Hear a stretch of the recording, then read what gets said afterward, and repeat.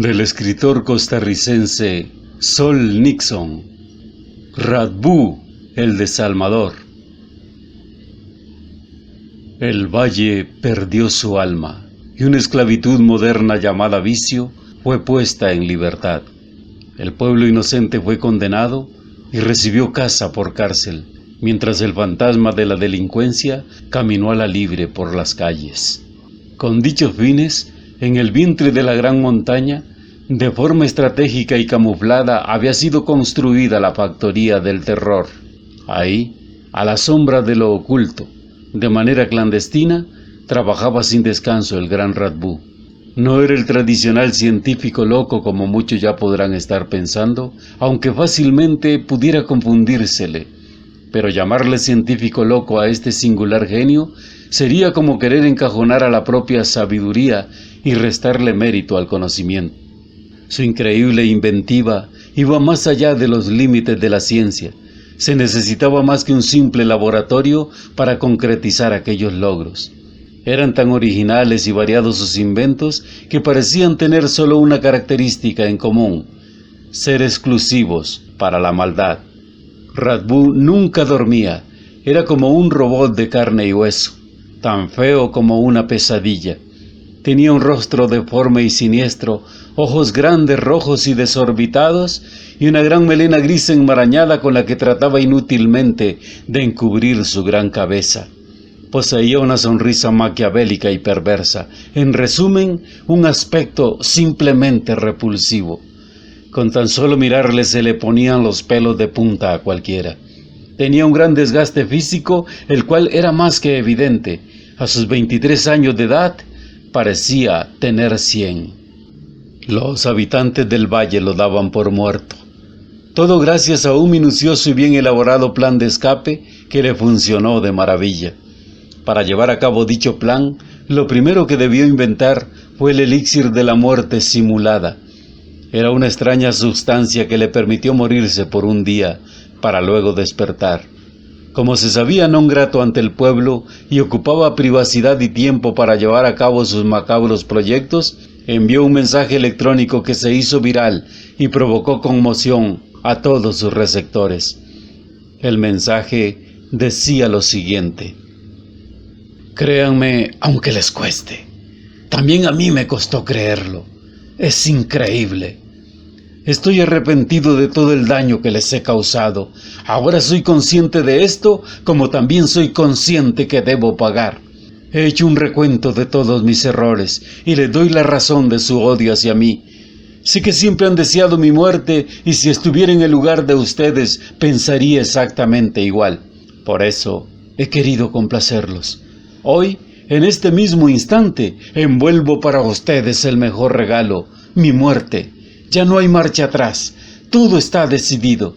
Solo quiero pedirles un favor, que depositen mis restos mortuorios sin previas ceremonias en el viejo y olvidado campanario.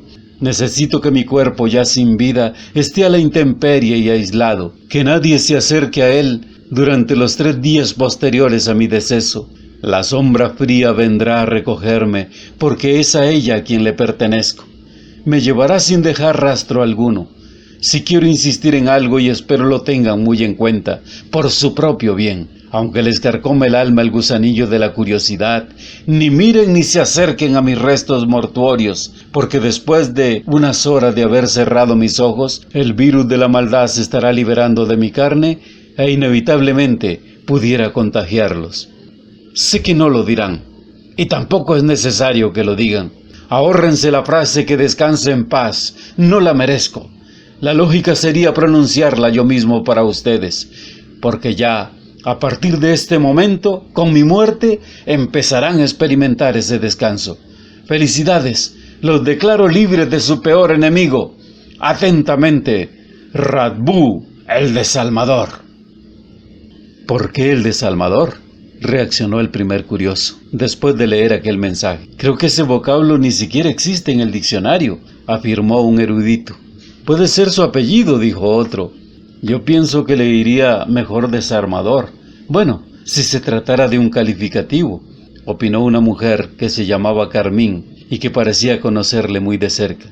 Tal vez fue un dedazo, sugirió un pequeño, que quiso inmiscuirse en la conversación. Otro con más sentido del humor expresó: «¿Lo de Salvador?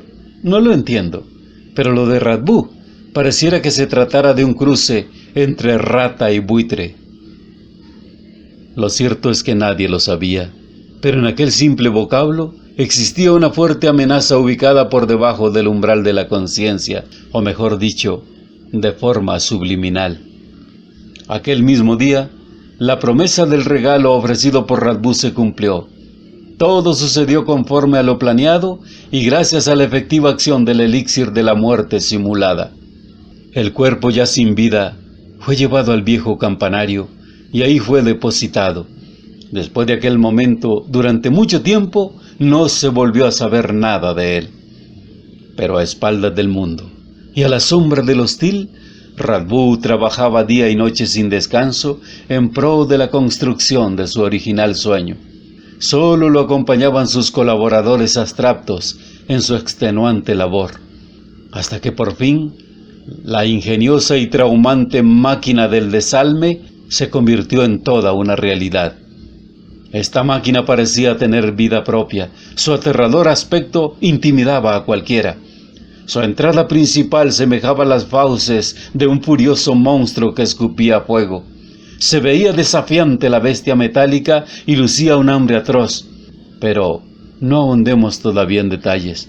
Por el momento nos limitaremos a indagar un poco acerca de lo que pudo haber motivado a Radbú para emprender tan execrable empresa. Aquel extraño hombre se autoproclamaba el peor enemigo del alma. Estaba plenamente convencido que esta era la cárcel del cuerpo humano. Por eso repetía constantemente: «Los voy a sacar de la celda invisible, y cuando estén libres serán mis esclavos. Sin un alma que los obstaculice, se volverán negligentes ante el mundo, pero a cabalidad cumplirán mis órdenes, y seré amo y señor en el valle de los desalmados». Había un detalle curioso que debo compartirles respecto a la vida social de aquel detestable ser. Como nunca pudo tener amigos, él mismo se los debió construir. Por el momento eran solo 4 y respondían a los nombres este, oeste, norte y sur. No se les podía llamar robot porque simplemente no eran robots, eran más que eso.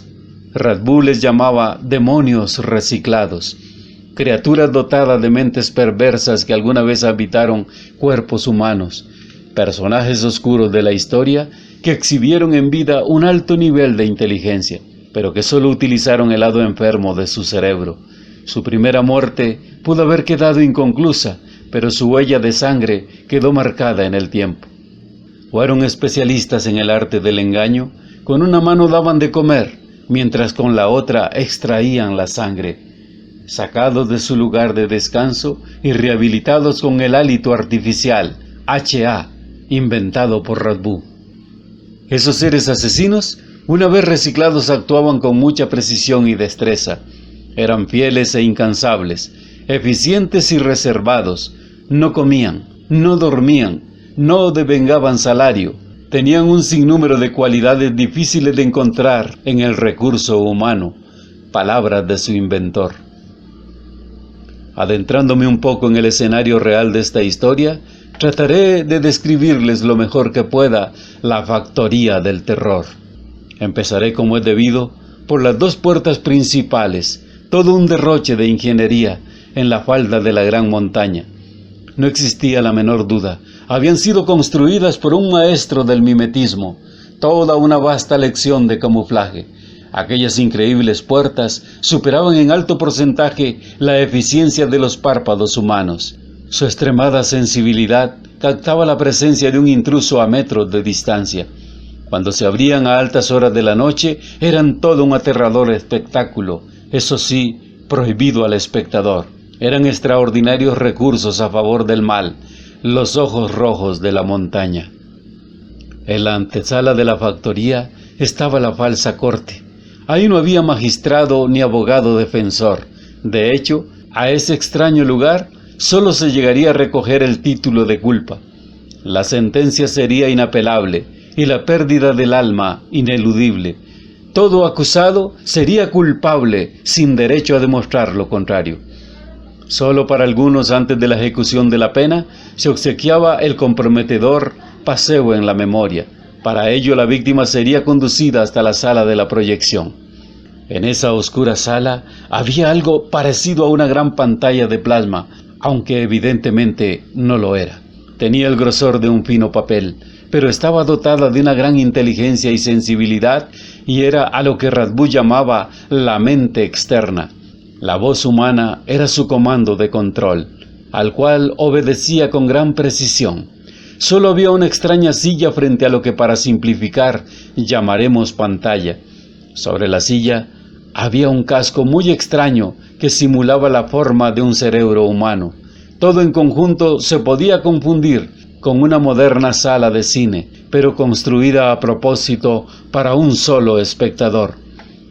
No muy lejos de esta sala estaba el extenuante desolladero, también conocido como la recámara del dolor, sitio al que nadie le hubiera gustado llegar. Ahí, precisamente ahí, se encontraba su obra maestra, la original y sin precedentes máquina del desalme, lista para ser probada y a la espera simplemente de su primera víctima. Aún faltan más sitios por conocer y mucho misterio que develar, pero esto sucederá con el fluir de esta interesante historia. Por ahora, solo me falta decir que hay signos ocultos en todos los rincones, ruidos pavorosos que se escuchan por todas partes y una circulación abstracta que se siente por todos los pasillos. De pronto, una risa sarcástica neutralizó el ruido permanente. La desgastada figura apareció en el desolladero. Se trataba del único humanoide residente en aquel extraño lugar. Radbú palmeteó la abominable máquina y dirigiéndose a ella murmuró: «No comas ansias, mi bebé adorada. Mañana será un día especial para ti». El espectro salió de aquel recinto y se dirigió a la sala de la proyección. Se sentó sobre la única silla que allí existía, colocó el extraño casco en su deforme cabeza y su voz tormentosa se dejó escuchar una vez más. «Sorpréndeme, mente externa. Necesito me lleves por un triste paseo en la memoria. Transpórtame hasta los albores de mi niñez y revélame los detalles de mi nacimiento. ¡Es una orden!». La obediente pantalla puso de manifiesto su gran inteligencia y, rompiendo los cánones del tiempo, condujo a Radbú hasta el útero de su madre, lugar en donde había empezado la pesadilla de su malformación. La alta resolución de aquellas imágenes era simplemente sorprendente. Luego apareció una sala de parto de un prestigioso hospital. Se empezaron a escuchar los gritos desgarradores de una mujer que estaba a punto de dar a luz. También la imagen de la negligencia estaba siendo proyectada en la gran pantalla, y esta era representada por un joven doctor, el cual, tranquilamente, como si nada estuviera pasando, disfrutaba de una excitante conversación telefónica con su amante, mientras aquella madre, literalmente, se moría de dolor. Alertados por aquellos gritos desgarradores, llegaron hasta el sitio algunas de las autoridades del centro hospitalario. Unas enfermeras, conmovidas por la situación, atendieron el parto de inmediato, pero ya era demasiado tarde. El corazón de la madre sufrió un fulminante infarto. Sin embargo, el niño se pudo salvar. Enfadado y nervioso, el director del hospital se dirigió con gritos al negligente médico: «¡Por tu alma! ¡Por tu alma! ¡Por tu alma!». Y el recién nacido se llenó de miedo con aquellos gritos y lloró con más fuerza. La imagen del joven Dr. Penton quedó congelada en la gran pantalla. El dedo largo y huesudo de Radbú apuntó directamente hacia él. Dos ojos enrojecidos como envueltos en sangre, con odio desmedido, parecían lanzar dardos a la imagen del doctor. Seguidamente, una sonrisa malévola desdibujó su rostro aún más. «He aquí a mi elegido», concluyó. Aquella misma noche, la orden fue dictada. La lujosa mansión del Dr. Penton fue invadida por el este, por el oeste, por el norte y por el sur. Su extraña desaparición alertó a todos los vecinos y desde aquel momento la inseguridad volvió a recorrer las calles del pueblo. Víctima de secuestro, con los ojos bien vendados, el Dr. Penton fue conducido directamente a la factoría del terror. Ya estando propiamente en la falsa corte, la venda de sus ojos le fue removida, y sin poder evitar un extraño escalofrío, sin saber de dónde provenía, escuchó la aterradora voz. «Bienvenido sea, Dr. Penton. Por su alma está usted aquí». «¿Por qué por mi alma?», preguntó desesperado el galeno, al mismo tiempo que miraba en todas direcciones, como queriendo visualizar la parte acusadora.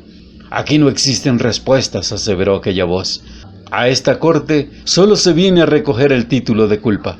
Ya la pena le ha sido impuesta, resígnese y prepárese a cumplirla. Antes tengo un obsequio para usted, un entretenido paseo en la memoria».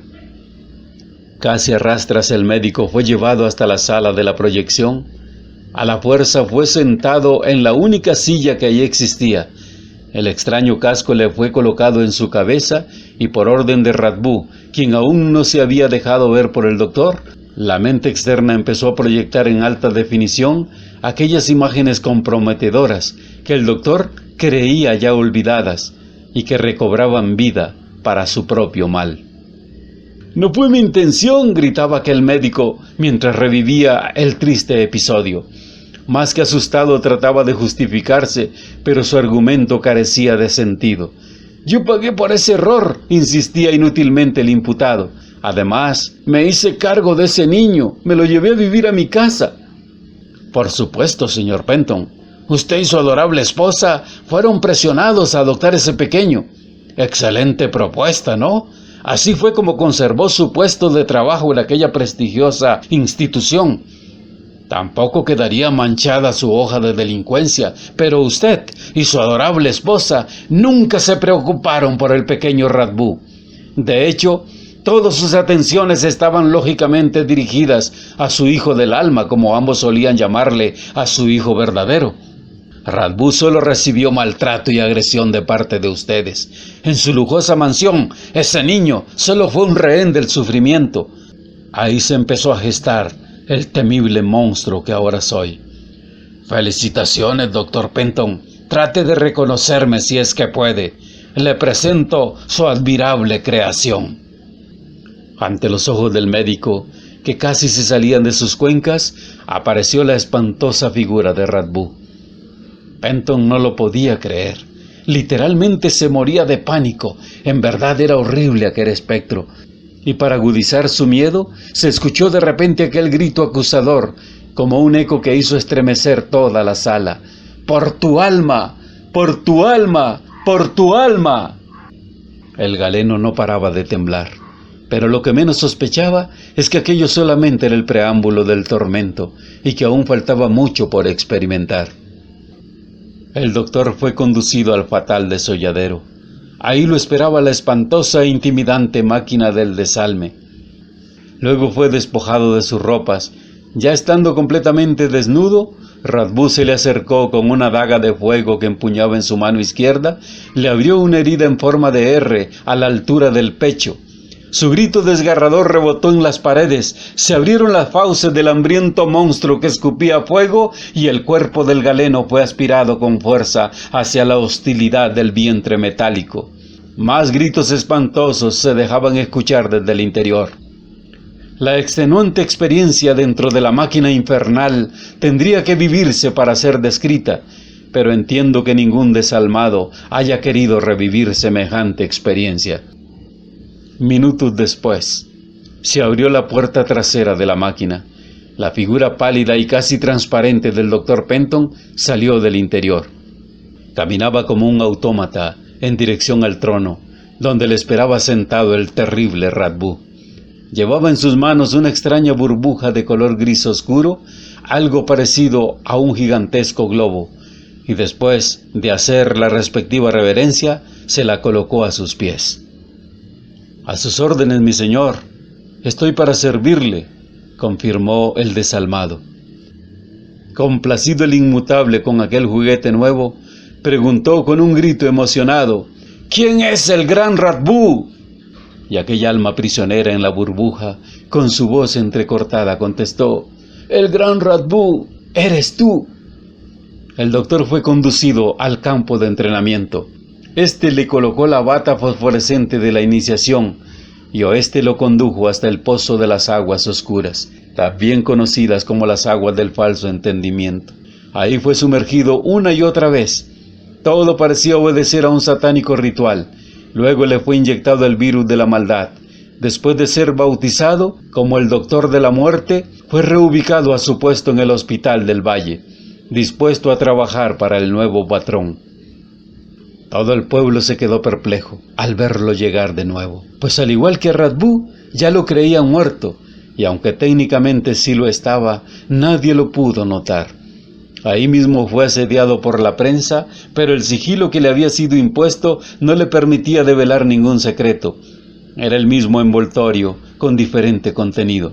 Doctor Penton, Doctor Muerte. De hecho, la tasa de mortalidad de aquel hospital se disparó considerablemente, sin explicación alguna. Todos comentaban el suceso, pero nadie se atrevía a cuestionarlo. Muchos creyeron que se trataba de un caso aislado y hasta le restaron la debida importancia. A los pocos días, la residencia de los Penton nuevamente fue invadida por el este, por el oeste, por el norte y por el sur. Se utilizó el mismo modus operandi, solo que esta vez la víctima del secuestro fue la elegante y honorable señora Penton. Ante la vista y paciencia de su desalmado esposo, quien no hizo absolutamente nada por evitarlo, la elegante mujer, sin contemplación alguna, fue llevada directamente ante la aberrante presencia del desalmador, de quien recibió una original y calurosa malvenida. «¿Tanto tiempo sin verla, señora Penton? ¿O preferiría que le llame mamá?» «¿Quién es usted?», preguntó la elegante señora, mientras recibía el certero impacto de un fuerte ataque de pánico. La vieja y atropellada figura parecía no recordarle a nadie conocido, pero indiscutiblemente le inspiraba terror. «Le sugiero no asustarse antes de tiempo, mi queridísima señora Penton. Muy pronto descubrirá mi identidad. Aquí a los invitados especiales le obsequiamos un entretenidísimo paseo en la memoria. Me permito comunicarle que usted es uno de ellos. Prepárese a disfrutarlo, la acompaño, pase usted». La bella dama fue conducida de muy mala manera directamente hasta la sala de la proyección. Aterrorizada como era lógico, se rehusaba a sentarse en aquella extraña silla, pero fue sometida por el norte, quien también le insertó aquel casco en su cabeza.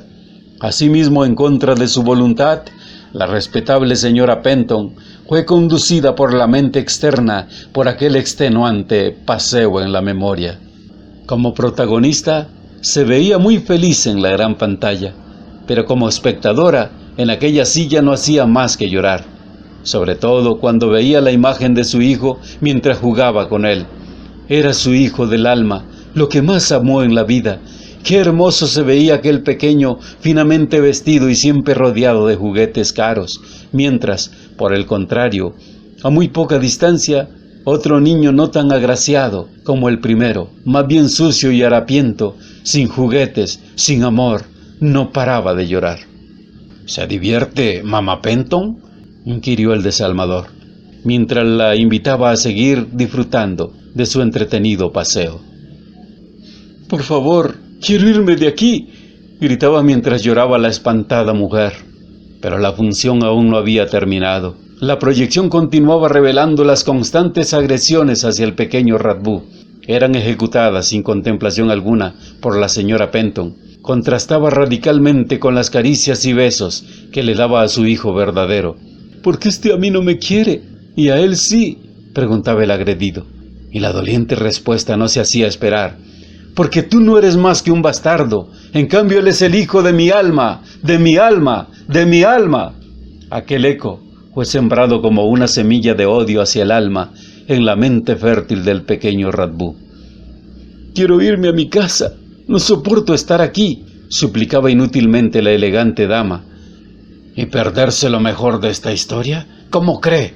Sujétese bien duro de la silla, porque hay algo importantísimo que le quiero contar».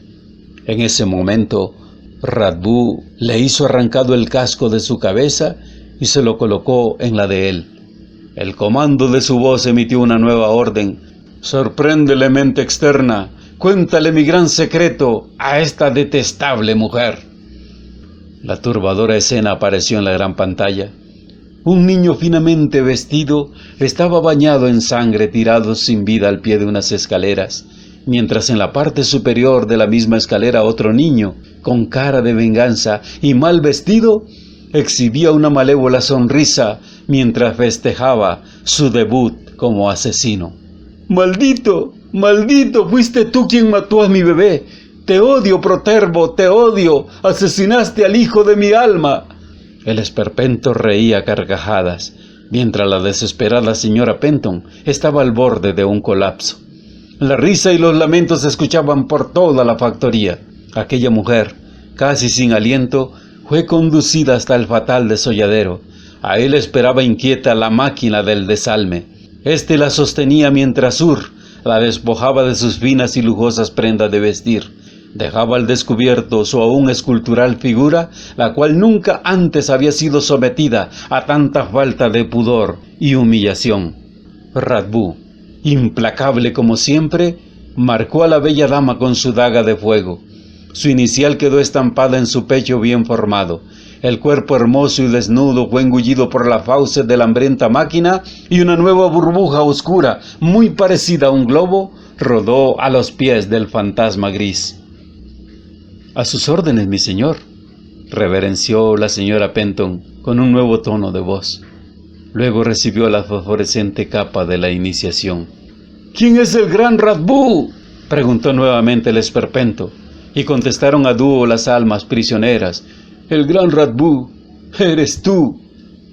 La desalmada fue conducida al campo de entrenamiento y también fue sumergida en el pozo oscuro. Recibió su nuevo nombre, Tentación. Pronto sería regresada al valle. De ahí en adelante se encargaría de destruir hogares y desintegrar familias, utilizando como armas la infidelidad y su innegable bien conservada belleza. Pocos días después, el pueblo consternado la vio llegar de nuevo. No hubo explicación para lo acontecido. Se sabía que un misterio estaba detrás de todo aquello, pero nada más. El sigilo de las víctimas no revelaba detalles, pero su forma de actuar era muy diferente. El mal caracterizaba su comportamiento y su cuerpo parecía abrigar a un nuevo ser. La tensión tuvo un receso. Parecía parte de una estrategia, por lo menos de momento eso se podía creer. Sin embargo, no era así. Más bien se trataba de una efímera transición de etapas. La primera etapa había concluido con gran éxito. La eficacia de la máquina del desalme estaba más que comprobada. El temor y la inseguridad consiguieron residencia en el valle. Ya no hubo tranquilidad para los vecinos. Nadie quería salir de sus casas, aunque también dentro de ellas nadie se hallaba seguro. El secuestro de los Penton firmó un precedente, y ya todos se preguntaban quién sería la próxima víctima. No pasó mucho tiempo para que iniciara la segunda etapa, la cual parecía estar referida a la operación múltiple. La pesadilla perpetró un nuevo golpe y esta vez fue en serie y en serio. Un 80% de los burócratas del gobierno municipal, hombres y mujeres, los cuales habían sido señalados como corruptos por la misma sociedad, habían sido raptados por el este, por el oeste, por el norte y por el sur. También fueron sometidos al extenuante y doloroso proceso del desalme. Dentro de la factoría, una larga fila de hombres y mujeres desnudos, cada uno con un globo oscuro en sus manos, esperaba su turno para depositar su ofrenda a los pies del nuevo patrón. «¿Quién es el gran Radbú?», preguntaba nuevamente el espectro. Contestaban las almas prisioneras. «El gran Radbú, eres tú». El pueblo alarmado los vio llegar de nuevo, listos para seguir ejerciendo con grandes conocimientos en materia extorsiva, con su misma burocracia, pero esta vez apuntada hacia otra dirección. La máquina hambrienta ya no tenía descanso en el desolladero. Cada vez era mayor el número de desalmados. Por su estómago metálico pasaban constantemente los mejores prospectos para el mal. Psicópatas, sociópatas, políticos corruptos, líderes negativos, ricos oportunistas, mentes agresoras, asesinos, extorsionistas y muchas otras personalidades negativas cuyo corazón perverso hasta cierto punto solo había sido neutralizado por su pequeña alma. Pero una vez liberados, se convertían en piezas claves para el engranaje perfecto del siniestro proyecto de Radbú. Las alarmas se activaron. Se declaró alerta roja en todo el valle. Muchas luces de emergencia se encendieron. Objetivo prioritario: hallar una solución. Para ello empezaron a formarse anillos de inteligencia en todos los sectores de la sociedad, los cuales, como era de esperarse, estaban sustentados en la naturaleza misma de sus conocimientos. Por ejemplo, para el grupo de inteligencia científica, solo por medio del método científico se podía hallar una respuesta. Por su parte, la teología, que también había creado su propio círculo, sostenía que solo en el ejercicio de la fe se podía encontrar la solución. También se organizó el círculo de inteligencia legal, donde se afirmaba que solo en el cumplimiento de la ley estaba la solución al problema. Conforme fueron pasando los días, iban apareciendo nuevos círculos de inteligencia. Sin embargo, el panorama, en vez de mejorar, se mostraba cada vez peor. ¿Qué podemos hacer?, preguntó preocupado un anciano del pueblo, y en ese pequeño espacio entre la presión y la depresión, la muerte lo sorprendió, sin oír una respuesta positiva. «Dios mío, cuánto desalmado», exclamó antes de morir. Villet era un joven muy talentoso, todo un experto en espionaje militar. Trabajaba en un ejército extranjero. Con el debido permiso, regresó a pasar unas merecidas vacaciones a su tierra natal. De entrada, pudo darse cuenta que su ciudad ya no era la misma. Un ambiente hostil se percibía en el aire y la gran preocupación de los vecinos era más que evidente. Se notaban muchos cambios drásticos en el vecindario. Las casas exhibían más rejas que ventanas. Los establecimientos comerciales tenían más guardas de seguridad que clientes. Las escuelas estaban escondidas entre muros y alambradas, no había niños jugando por los parques y las plazas y los gimnasios estaban vacíos. Solo enfermos drogadictos se veían por todas partes y caparazones secos tirados en las calles. «¿Qué le han hecho a mi ciudad?», se preguntaba Villet muy preocupado. Un golpe de nostalgia le apabulló el pensamiento. Se sintió decepcionado y simplemente bajó la cabeza. De pronto: «Hola, Villet, qué alegría verte», lo sorprendió una amiga de colegio. «Mi querida Alma, ¿cómo estás?», reaccionó efusivamente el recién llegado. Muy bien», contestó la bella joven mientras lo abrazaba cariñosamente. Entre saludos y risas, juntos se desplazaron hacia la estación de buses. En el viaje, entre preguntas y respuestas, empezaron a fluir las últimas noticias. ¿Te acuerdas de Radbú, el loco? Aquel excompañero de colegio que todos odiábamos por malo. ¿Cómo no recordar a ese demonio? Pues hace mucho tiempo se suicidó, y de una forma muy particular. Aún conservo su escalofriante mensaje de despedida. Enseguida te lo mostraré. Él siempre fue tu enamorado, ¿te acuerdas?, balbuceó Villet. Ni me lo recuerdes, era un necio. Yo solo sentía pánico por él. Siempre fue tan feo el pobre. La verdad es que solo inspiraba temor. Pero era demasiado inteligente, no se le puede negar. Inteligente para la maldad, aclaró la bella muchacha. Bueno, eso sí, pero también hay que reconocerle algo. Tenía muy buen gusto, añadió Villet mientras reía. Si tú lo dices, repitió Alma encogiéndose de hombros, pero luego lo acompañó a reír. Cambiando el tema, mi querido Villet, las cosas por aquí no están nada bien. Han habido situaciones muy extrañas para las cuales el pueblo no encuentra una explicación. Tal es el caso del señor y la señora Penton. Desaparecieron de un pronto a otro y a los pocos días volvieron a aparecer. Ahora su comportamiento es muy extraño. Sin querer exagerar, también inspiran temor. Yo dejé de visitarlos hace mucho tiempo. Hasta trato de evitar el cruzarme en su camino. Es como si les hubieran hecho un lavado de cerebro o algo así. La muchacha hizo una pequeña pausa, tomó una bocanada de aire y luego continuó. Uno de sus cambios más notables ha sido precisamente la infidelidad, sobre todo de parte de ella, quien con su conservada belleza ha provocado muchos divorcios en la comunidad. A mí me parece que él lo sabe, pero nunca ha hecho nada al respecto, hasta pareciera no importarle. Bueno, eso creo yo.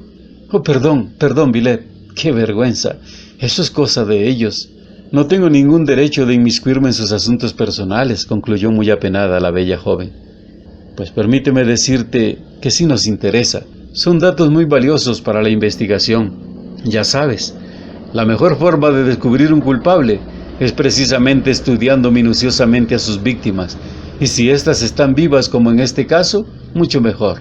¿En verdad son tan importantes estos chismes?, inquirió Alma un poco escéptica. Ya te lo dije que no lo veas como un chisme, sino como un argumento que nos pueda ayudar. Para mí son aportes muy valiosos, ya verás que el tiempo nos dará la razón. Ahora dime algo, ¿te gustaría ser colaboradora en un proceso de investigación que ya empezó? ¿A qué te refieres con eso?, cuestionó la muchacha, aduciendo que no tenía ningún conocimiento en materia de investigación. No soy detective como tú, pero si ocupas una máster en informática para tu equipo, sabes que puedes contar conmigo. Somos amigos, ¿no? Listo, ya tienes tu primera tarea. Necesito que con tu gran conocimiento en redes sociales empieces a recabar datos relacionados con las víctimas de secuestro que ya conoces. Puedes empezar con estos que ya mencionaste. Ten cuidado, sí.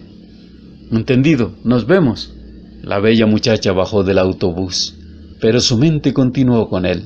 ¡Qué guapo está!, se dijo para sí y suspiró.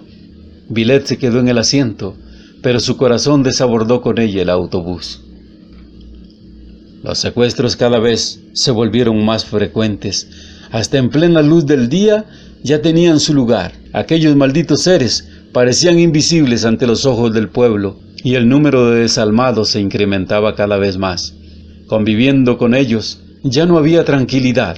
No existía respeto por lo ajeno, ni un gramo de compasión por los demás. Una exótica droga inventada por Radbú se comercializaba en grandes cantidades por todo el valle. Le llamaban el confite de la muerte. Su acción adictiva superaba en 1000% a cualquier droga ya existente en el mercado. Su efecto principal, debido al consumo, era la inevitable muerte de la cigarra. Del adicto solo quedaba un caparazón seco. Los capos sin alma, también conocidos como los confiteros, eran los líderes encargados de distribuirla. Habían sido colocados estratégicamente en los cárteles del confite, como se les solía llamar a estas estructuras criminales. Estas, a su vez, eran abastecidas por los eficientes y agresivas mulas de vidrio, pequeños robots que Radbú había creado para transportar la mortal droga. Estaban construidos con un raro material extremadamente transparente. No era un vidrio común, era superior en resistencia y transparencia.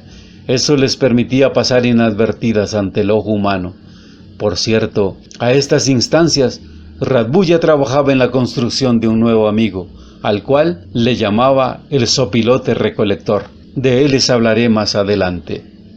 De pronto, el teléfono de Villette vibró en su bolsillo.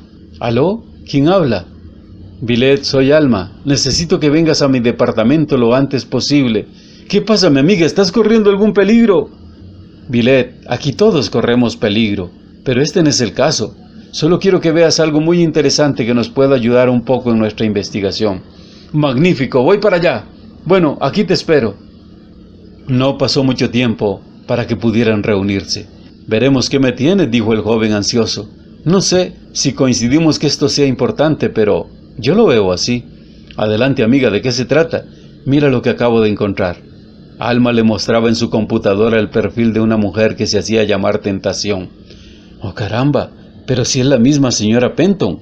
No lo puedo creer. Yo tampoco, agregó la joven. Porque lo veo, lo creo. En verdad, sí era la señora Penton, completamente desnuda en su foto de perfil. Pero la novedad no era tanto su desnudez, sino el cambio extremo en su manera de pensar y su manera de ser. Ella siempre fue muy crítica de la falta de pudor. Condenaba a cualquier mujer que mostrara algo más de lo normal de su cuerpo.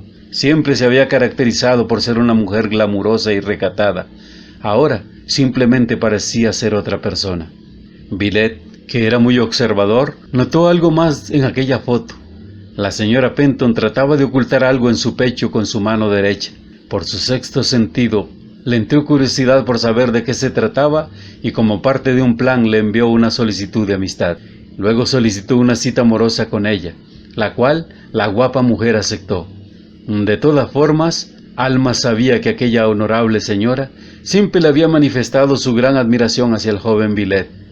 El encuentro se dio y generó muy buenos resultados. También más adelante, con lujos y detalles, se lo contaré. Por ahora nos acercaremos un poco a la acción del Círculo de Inteligencia Legal. Recordemos que este frente sostenía que la solución a este problema solo sería posible en el cumplimiento de la ley.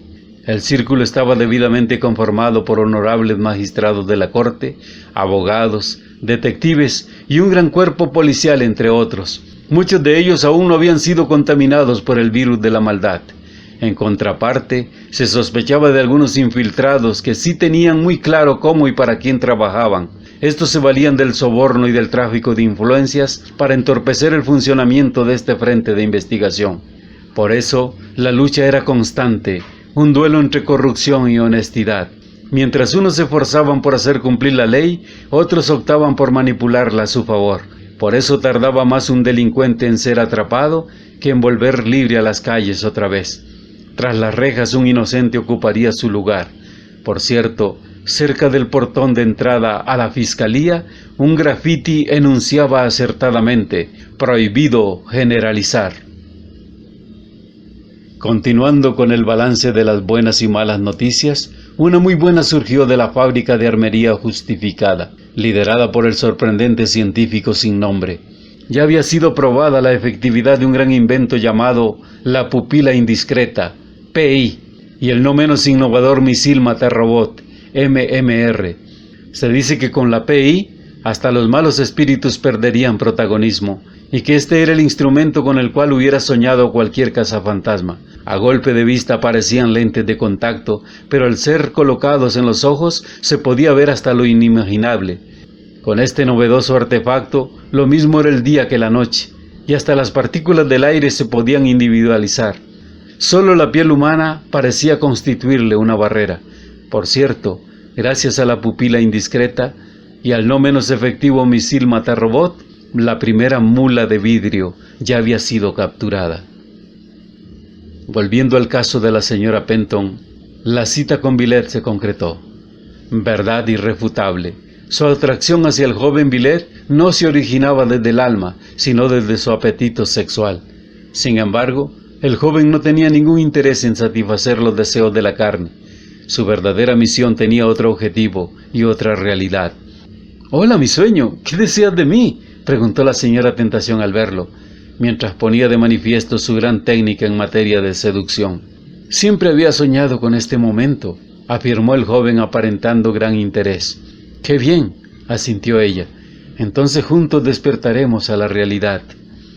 A la bella señora, la libido la hacía parecer un poco amable, pero el virus de la maldad que le había sido suministrado le intentó colocar ojos de cobra.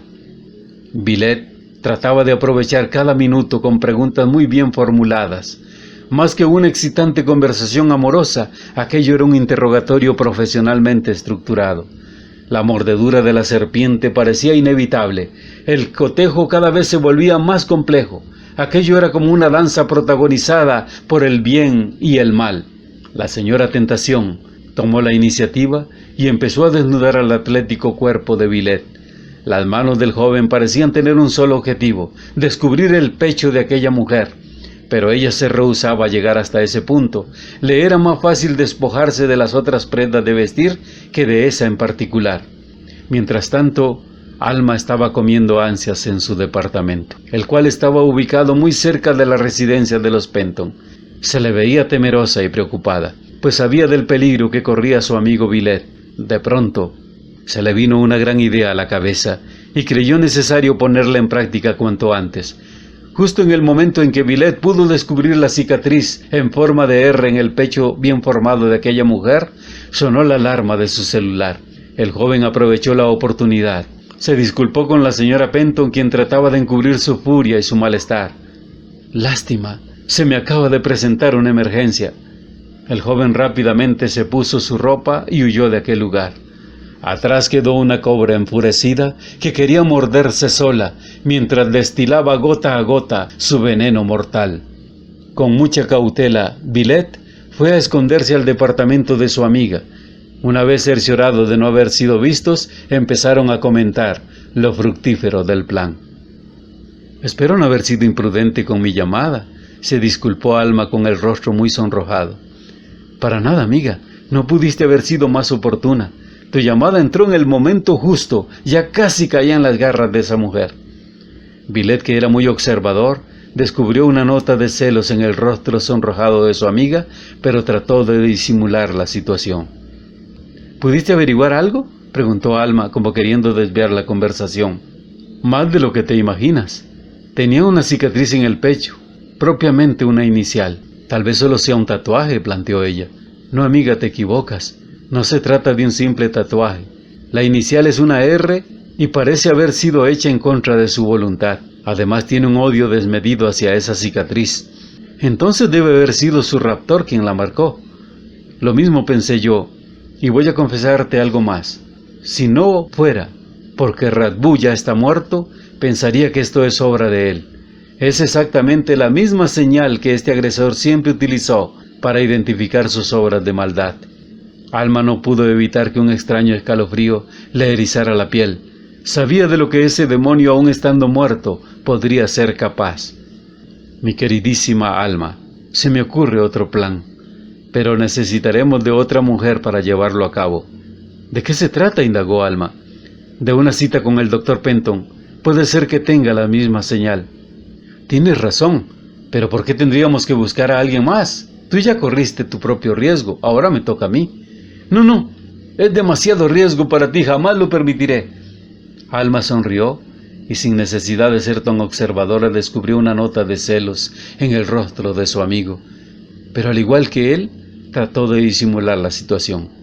Ahora cabe preguntarse, ¿permitirá Villette que Alma sea la protagonista en este nuevo plan? Pronto lo descubriremos. Por ahora, aboquémonos un poco en el sector informativo, donde se está generando la noticia de último momento. Atención, atención, noticia de última hora. Desde la sala de redacción nos llega el presente comunicado. El señor presidente y la primera dama de la República han sido víctimas de un violento secuestro. Los guardaespaldas que los custodiaban no tuvieron tiempo de reaccionar. Fueron brutalmente abatidos en fracciones de segundos. Sus cuerpos quedaron pulverizados frente a la casa presidencial. Se cree que esto es parte de la gran ola de secuestros que se ha venido perpetrando desde hace mucho tiempo. Pese a lo insólito del caso, se cree que este, al igual que todos los anteriores, por su complejidad, quedará sin resolver. En otra de las informaciones, el llamado confite de la muerte continúa causando estragos en la sociedad. Grandes cantidades de caparazones secos, productos de la muerte de la cigarra, maldecoran las calles. Los cárteles del confite amplían sus territorios y los ajustes de cuentas se vuelven más frecuentes. Todos los días son ajusticiados centenares de personas a causa de este mal. El fuego cruzado entre bandas ha cobrado la vida de muchos inocentes. La alta criminalidad se ha convertido en un enigma para las autoridades. La sociedad convulsa ha caído en el punto más crítico de la desesperación. Mientras tanto, el señor presidente de la República y su primera dama, los cuales habían sido llevados directamente al desolladero, ya estaban listos para enfrentar su inexorable y cruda realidad. Así fueron recibidos por su pérfido anfitrión. Excelentísimo señor presidente, y usted primera dama, es un placer. Sean ustedes bienvenidos a la factoría del terror. Permítanme presentarme, soy Radbú. ¿Qué quiere de nosotros?, preguntó la primera dama casi muerta de miedo.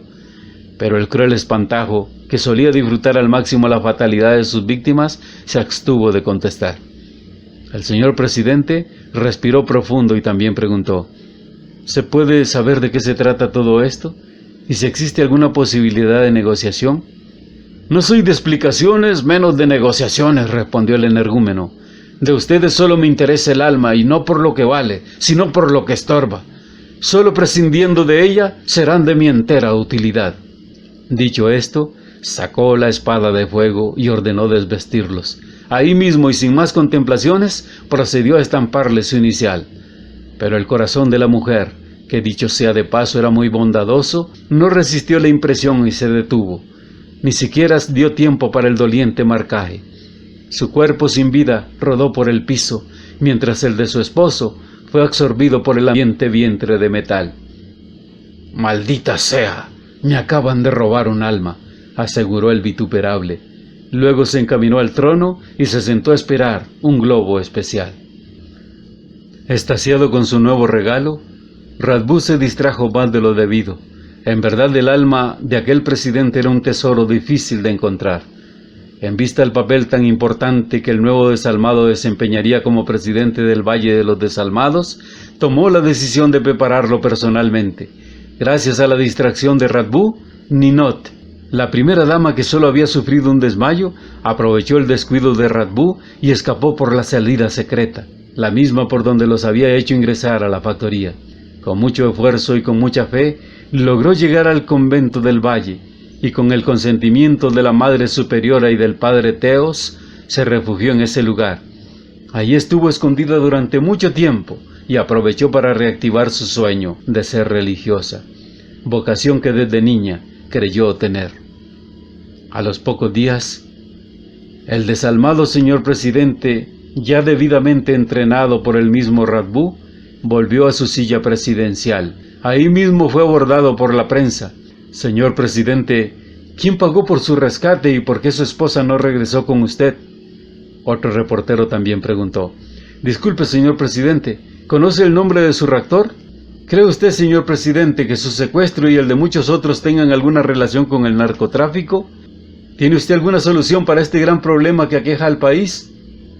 Excelentísimo señor presidente, cuéntenos sobre su experiencia vivida en este secuestro, inquirió el último reportero. Para tanta pregunta, solo hubo una pequeña respuesta generalizada de parte del desalmado señor presidente. No me acuerdo, contestó. Pero sí aprovechó la oportunidad para dar a conocer los 3 puntos sobre los cuales estaría basada su nueva gestión de gobierno.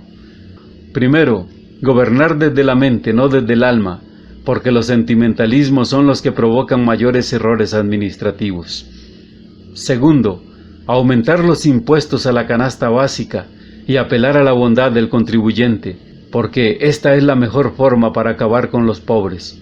Tercero, legalizar el confite de la muerte y así quitarle la etiqueta de producto exótico, porque se sabe que lo prohibido genera magnetismos.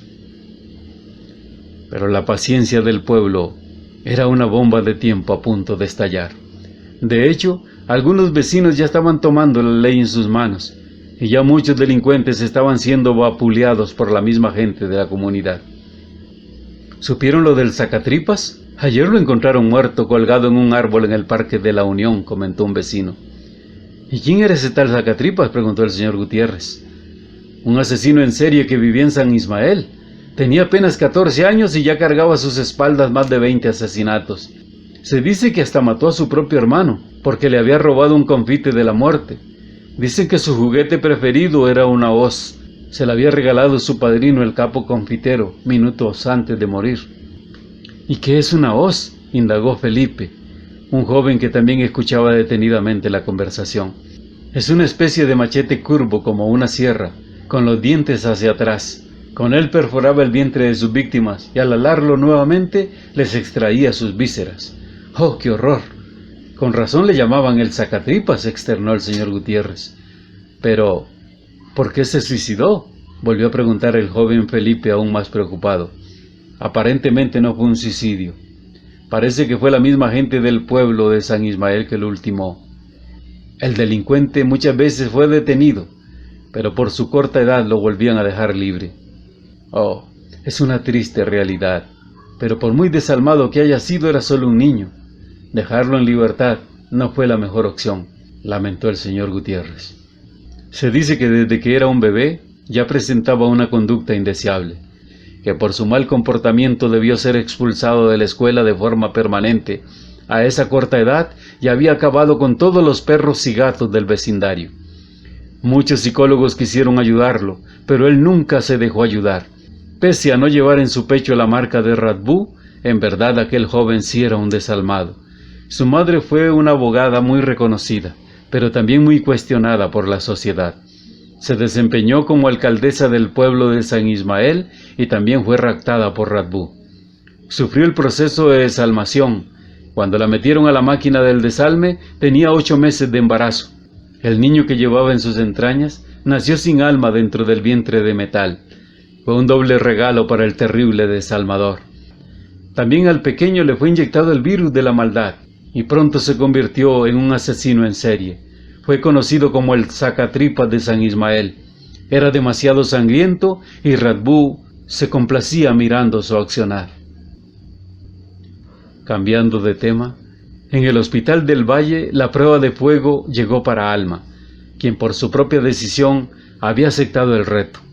Aunque su amigo Villet no estuvo muy de acuerdo, sin cita previa se introdujo al temible consultorio del doctor de la muerte. «Doctor, perdóneme el atrevimiento, pero estoy desesperada. Necesito de su ayuda, por favor. Tengo algo aquí en mi pecho y presiento que puede ser algo malo. Dígame que no es así, doctor».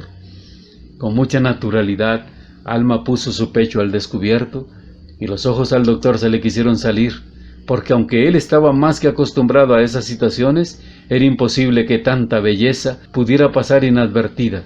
Así se comprobaba una vez más que la lujuria nada tiene que ver con el alma, y también el doctor de la muerte no estuvo exento a caer en el juego de la seducción.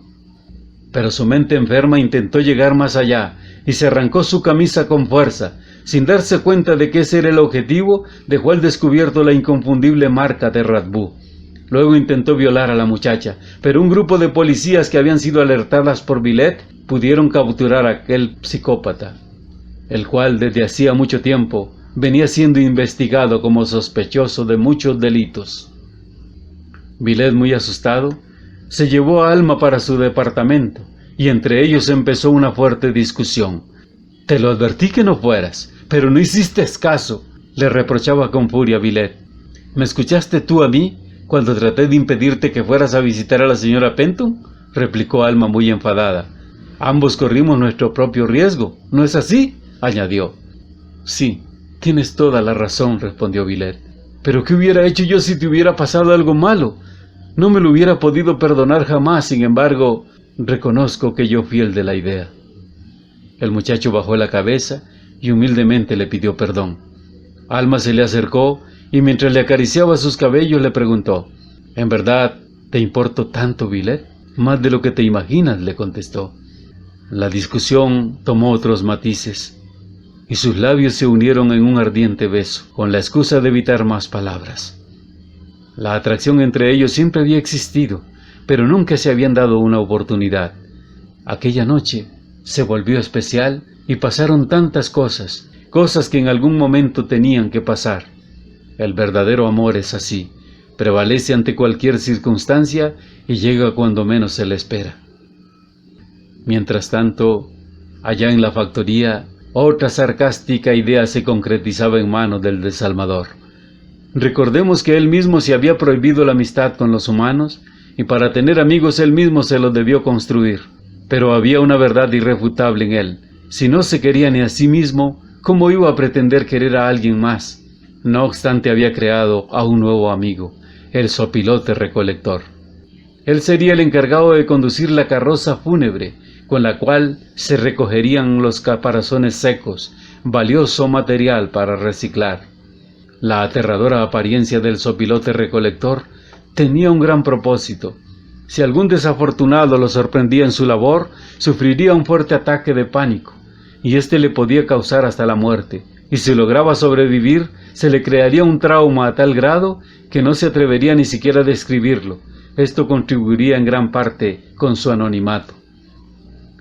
Mientras tanto, allá en el atrio secreto, Villet y Alma y algunos de sus colaboradores, pertenecientes al Círculo de Investigación e Informática, discutían acerca de los últimos acontecimientos y se exponían diferentes temas relacionados con sus investigaciones. Muchos rehenes ya habían sido entrevistados, pero su hermetismo era sorprendente. Nadie quería referirse al caso. Aún así, el nombre de Radbú aparecía en todos los comentarios, y aunque la mayoría se autoproclamaba testigo de su muerte, todos coincidían que de aquel desalmado se podía esperar lo peor. También el círculo teológico estaba reunido en el sótano de la vieja catedral.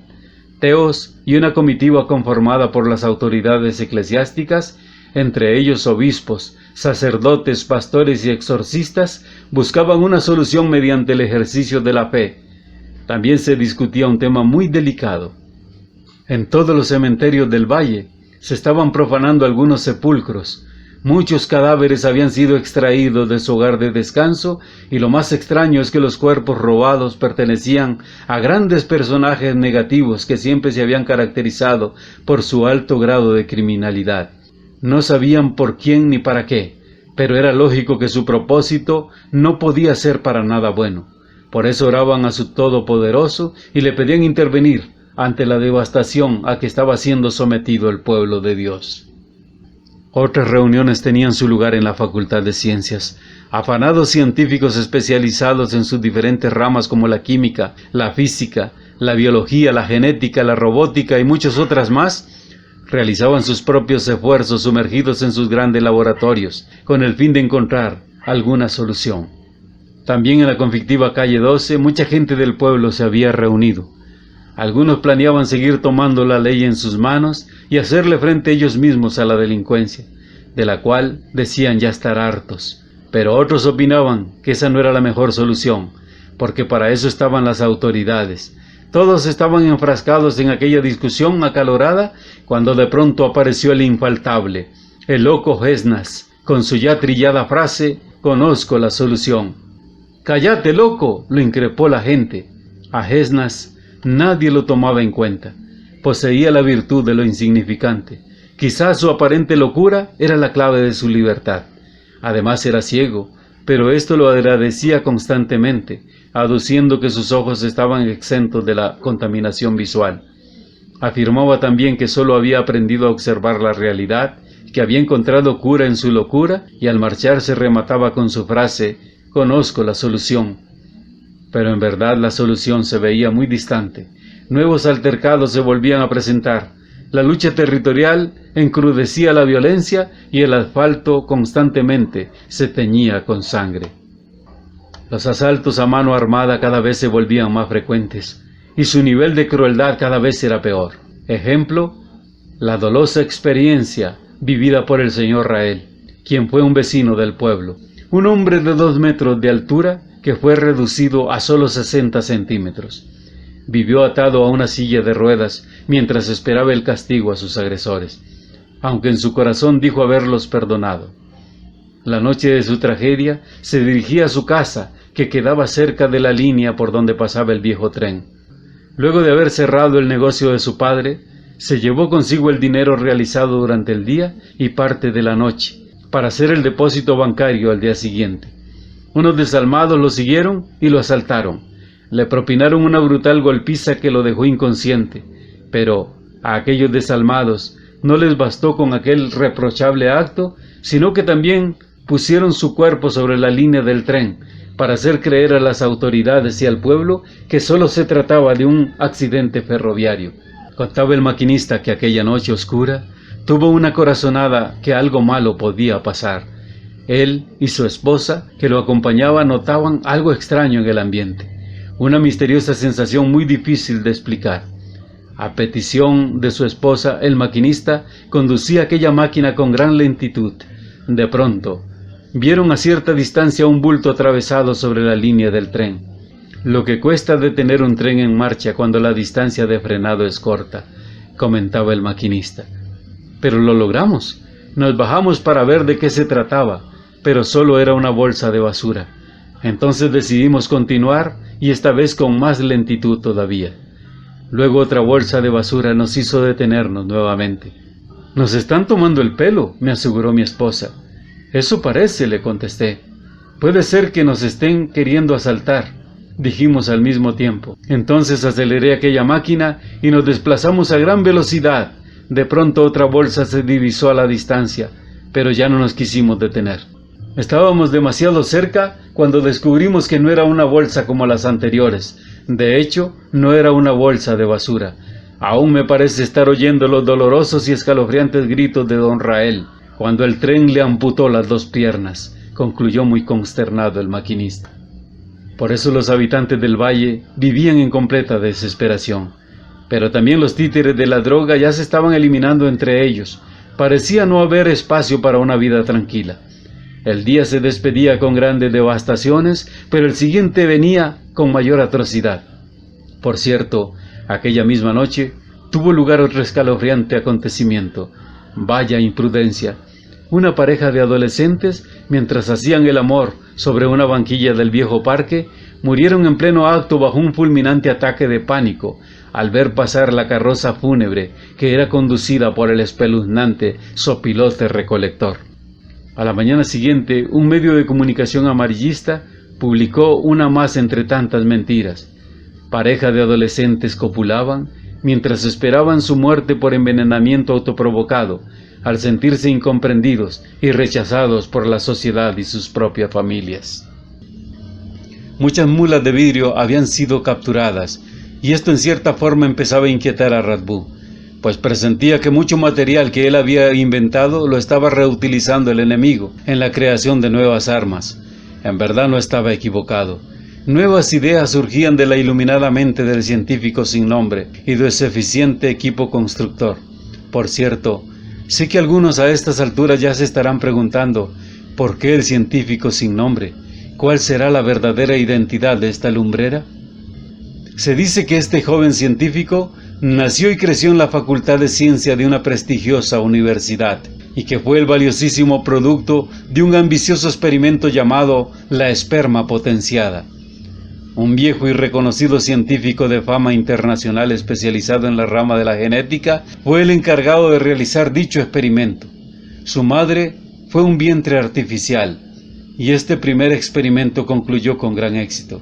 Luego vino un segundo experimento, el cual tuvo el mismo procedimiento, solo que esta vez se utilizó un vientre natural. Sin embargo, este último trabajo tuvo un fatal desenlace, ya que en pleno desarrollo un fulminante infarto acabó con la vida de aquel prestigioso hombre de ciencia. El proceso se complicó y los resultados fueron fatales. La madre que alquiló su vientre murió por negligencia médica en el hospital del Valle y el producto malogrado fue Radbú. Por cierto, hablando de este mal engendro, aquella mañana Radbú mostraba un aspecto un tanto diferente. Aunque inspiraba el mismo temor de siempre, su rostro mostraba una sonrisa muy distinta. Parecía más inquieto. Quizá se le veía más humano que nunca. Hasta intentaba cantar una tonta canción de amor. Para levantar su autoestima, se había inventado el espejo mentiroso, el cual reparaba cualquier defecto de su imagen original, con el fin de no herir sentimientos. Sin embargo, Radbú se asomaba al complaciente espejo no tan convencido. Su cambio de humor era tan notable que hasta se puso a bromear con el original espejo. «Te construí con un material muy resistente por aquello de que optaras por quebrar», le dijo.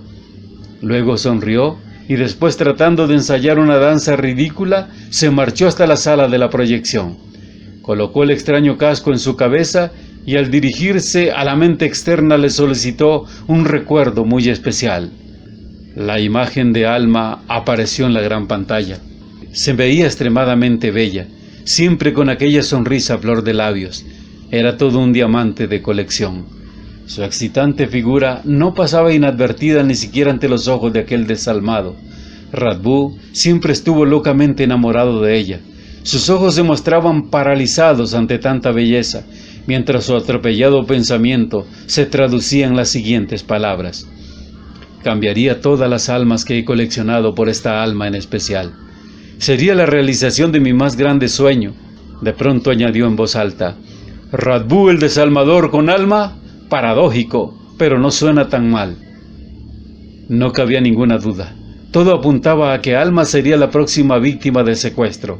El plan ya estaba inscrito en la mente del gran Radbú. El verdugo de las almas bajó hasta el sótano de la factoría con un solo propósito: convertir otra de sus sarcásticas ideas en realidad. Quizá ningún otro ser humano se atrevería a entrar a ese lugar. El sitio era siniestro, el más tenebroso de toda la factoría.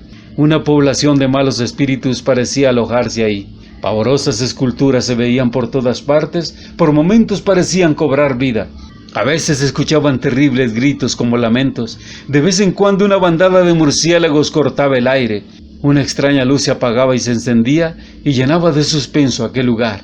También un olor nauseabundo se sentía en el ambiente. De pronto, el sopilote apareció ante Radbú. Mostraba satisfecho el fruto de su trabajo. «¡Excelente! ¡Excelente!», aprobó el desalmador.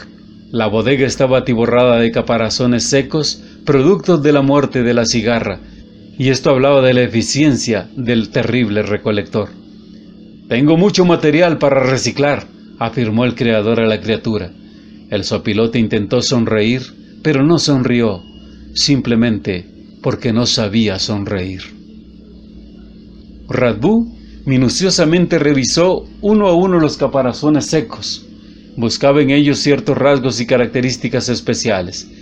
Se basó en estrictos parámetros de estética humana y escogió la mejor cara, el mejor cuerpo, la mejor figura, en síntesis lo mejor de lo mejor. Con todas aquellas partes estrictamente seleccionadas, confeccionó un original disfraz. Luego lo colocó sobre su deformada figura y se introdujo en un recipiente de metal. El recipiente contenía una extraña sustancia color escarlata, muy parecida a la sangre. Allí estuvo sumergido por varios minutos. Luego se pasó a un segundo recipiente, igual al primero pero con diferente contenido. Este era más parecido al agua común, solo que más espesa y más brillante. Después de unos cuantos minutos salió completamente reformado. Cuando salió del segundo recipiente, se introdujo en una pequeña cámara, a la cual llamaba la cámara de la pigmentación. Después de unos cuantos minutos, salió completamente reformado, hasta parecía ser otra persona. Su aspecto físico había sufrido un cambio radical. Se había convertido en un hombre extremadamente bello, nada que ver con el espectro que se escondía detrás del disfraz. Se vistió elegantemente, la verdad parecía ser otro. El cambio simplemente era increíble. Con su nuevo look, sin mayor esfuerzo, superaría cualquier modelo de belleza convencional. El nuevo plan ya estaba en marcha, había un alma que conquistar. Pero allá afuera, el valle literalmente estaba convertido en un infierno. Muchos establecimientos comerciales estaban siendo devorados por las llamas. Quizás sus dueños se habían rehusado a formar parte del inminente lavado de dinero y su negativa generó represalias por parte de los desalmados. Pero la acción policial en esta ocasión fue muy eficiente y gracias a varios allanamientos, algunas de las bandas delictivas fueron desarticuladas. Se incautaron grandes cantidades de confites y muchos desalmados cayeron tras las rejas. Aún así, eran pocos pelos arrancados a la tupida barba del gigante. Muchos llegaron a querer rescatar algo de entre los escombros. Los acalorados dueños trataron de impedirlo, pero aquello se volvió una guerra sin cuartel.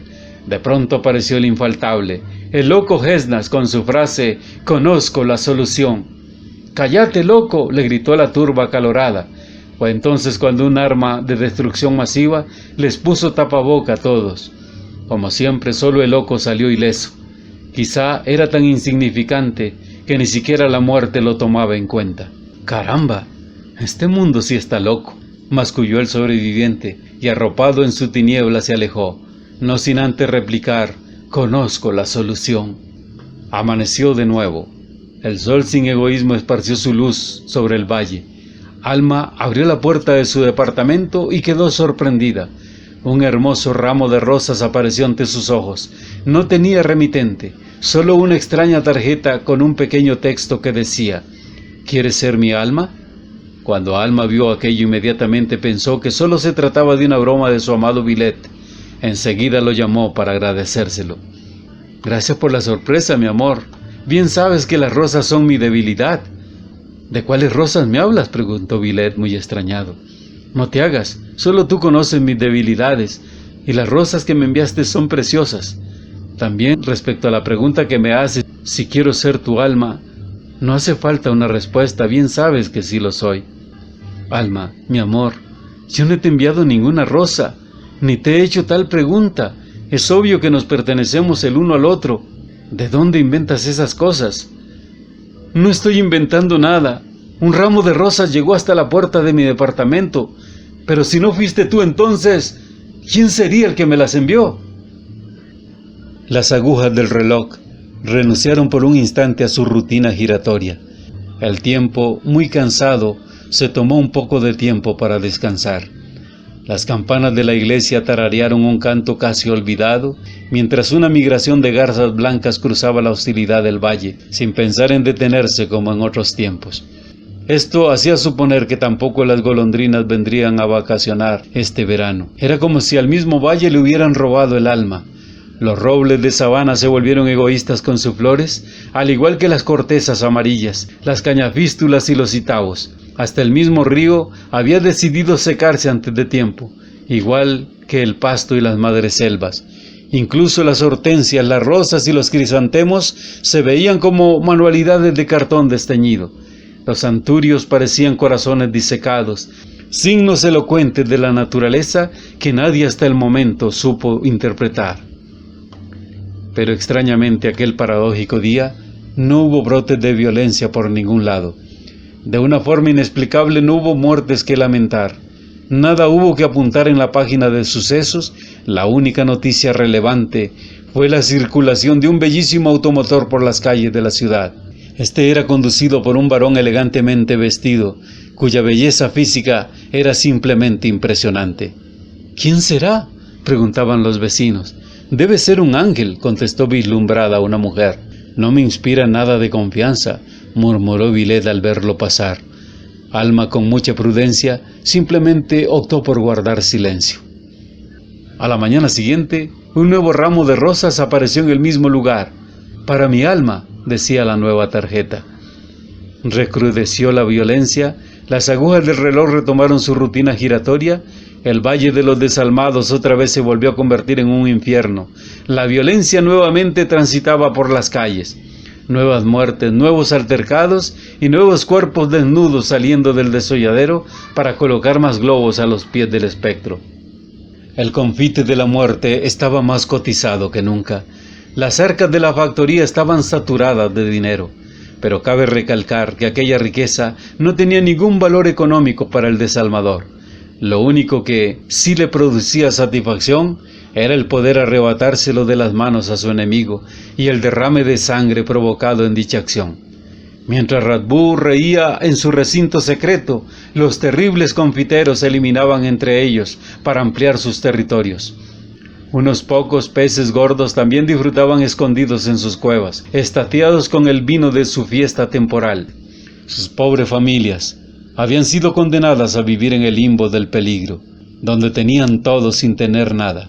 Con sus zapatillas de oro al hombro, caminaban descalzos por la espinosa senda de la inseguridad, ya que tarde o temprano se verían cara a cara con su oscuro destino, porque quizás sin saberlo, los habían convertido en herederos de una eterna maldición. Alma y Villette despertaron abrazados aquella mañana y hallaron junto a la puerta un nuevo ramo de rosas. No cabía ninguna duda. Aquel hombre elegante era quien las había puesto ahí. Los mismos vecinos fueron testigos de ello.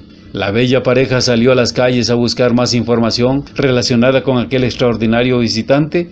Poca información fue recabada al respecto. La única conclusión generalizada a la que se llegó, la cual estaba mayoritariamente respaldada por la opinión femenina, fue el indiscutible atractivo físico de aquel misterioso personaje. Mucha gente sin previa cita empezó a reunirse en la plazoleta central. Algunos aprovecharon la oportunidad para saludar a la bella pareja que también apareció por ahí, sobre todo a tan prestigioso y afamado investigador. Luego llegó el científico sin nombre. Villette y Alma también aprovecharon para saludarlo. Curiosamente, Ranjat, que era todo un experto en robótica, inventor de los mini robots, incineradores y la inyección químico-térmica, coincidió en llegar al mismo lugar. Lo mismo hizo el respetable ministro de Seguridad. Un prestigioso magistrado de la corte también optó por acercarse. Carmín, la prostituta del pueblo, junto a otras amigas llegaron por ahí.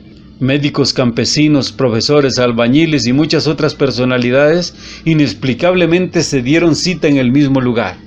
De pronto, el infaltable, el loco Esdras, con su caracterizada frase «Conozco la solución».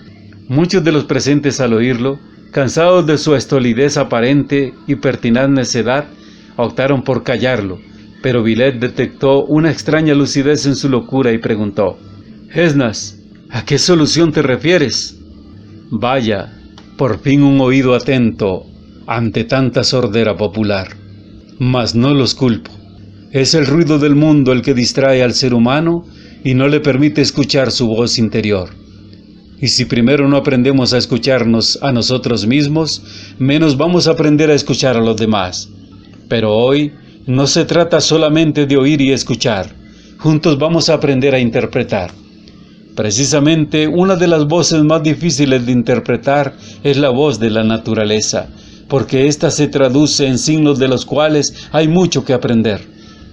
Existe una voz superior, y esa es precisamente la que hoy nos ha citado aquí. Su único propósito es querernos corregir. Es por eso que a partir de este momento, yo mismo me declaro un escucha más. El conocimiento es uno solo, y la misma naturaleza lo ha puesto al servicio del ser humano.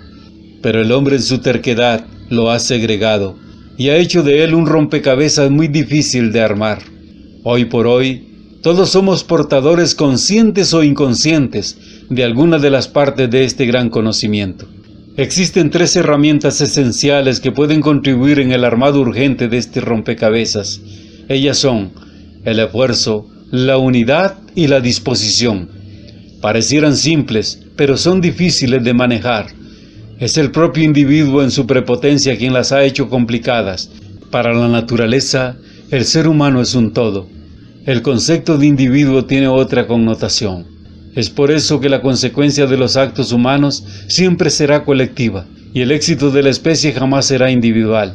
Aprendan cuanto antes a interpretar los signos de la naturaleza. Hasta las humildes cebras lo han entendido así. Es por eso que cuando pastan en la sabana, lo hacen en grupos, porque al unirse conforman una gran cortina de rayas que no tiene principio ni fin. Esta unión de individuos las hace fuertes e imponentes y enturbia los sentidos de sus enemigos, los cuales confundidos se abstienen de atacar. Pero si algún individuo por error o prepotencia se aparta de la manada, se torna vulnerable y se convierte en el almuerzo de su depredador. Al igual que la cebra, el pequeño pez conoce este mismo principio de supervivencia natural. Es por eso que ha aprendido a desplazarse en cardúmenes. La unión de individuos los convierte en un solo cuerpo, y al unirse conforman un gigantesco pez. Su imponencia intimida a cualquier adversario, el cual al verlo huye a su paso. Con el mismo principio prospera el hormiguero, al igual que prospera la abeja en su colmena. ¿No es acaso el ser humano mucho más inteligente?